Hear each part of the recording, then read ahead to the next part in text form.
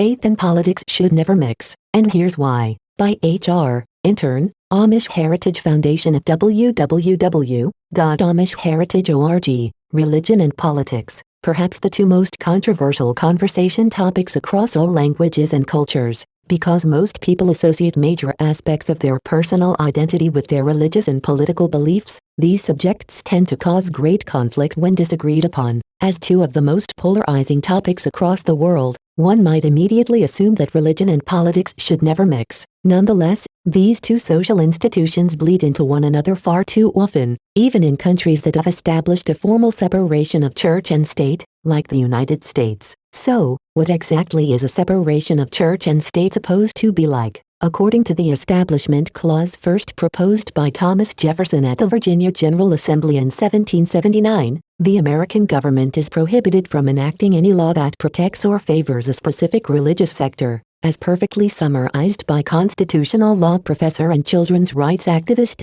Marcy Hamilton. The Establishment Clause affirmed that no person is allowed to be a law unto themselves. Believe it or not, the nation's founding fathers agreed that religion had absolutely no place in the political sphere, and for the first 150 years after its passage, the Establishment Clause was never questioned. As decades passed, the United States became more and more diverse, and today, the nation is home to over 200 officially recognized religions. With such a diverse range of beliefs and values, it is imperative for the U.S. government to have a distinct separation of church and state. If there was no wall between the church and the state, then religion could be used to excuse crime and escape punishment. Unfortunately, this thick wall built by Thomas Jefferson and James Madison during the 1700s has since dwindled, and today, the divide between the church and state is almost invisible. One of the earlier Supreme Court cases to blur the line between the church and state was the unprecedented Wisconsin v. Yoder case. In 1972, Chief Justice, Judge Warren E. Burger made a decision that allowed Amish parents to educate their children with a highly limited Amish curriculum instead of the state-certified education program.